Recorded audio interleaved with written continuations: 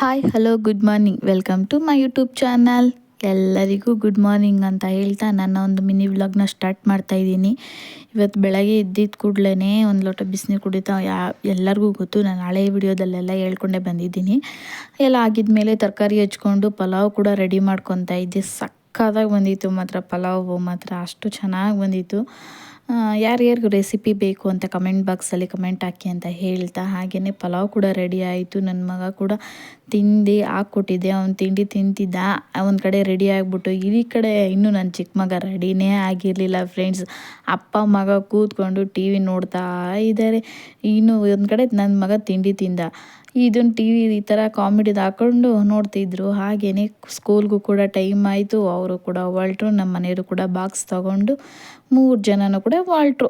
ಆಮೇಲೆ ನಮ್ಮದು ಕೆಲಸ ಸ್ಟಾರ್ಟು, ಗೊತ್ತಲ್ವಾ.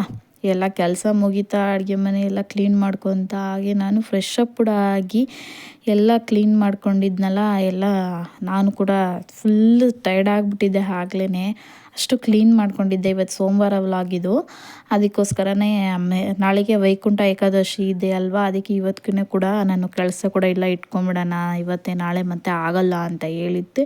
ಎಲ್ಲ ಕಳಸ ಎಲ್ಲ ತೆಗೆದು ದೇವ್ರ ಪಾತ್ರೆ ಎಲ್ಲ ಕ್ಲೀನ್ ಮಾಡಿ, ಹಾಗೆಯೇ ಈ ಥರ ದೇವ್ರ ಪೂಜೆ ಕೂಡ ರೆಡಿ ಮಾಡ್ಕೊಂಬಿಟ್ಟೆ. ಹೇಗೆ ಪೂಜೆ ಮಾಡಿದ್ದೀನಿ ಎಲ್ಲರಿಗೂ ಅಂತ ನೀವು ಕೂಡ ಹೇಳ್ತಾ, ಹೇಗೆ ನಾನು ಪೂಜೆ ಮಾಡಿ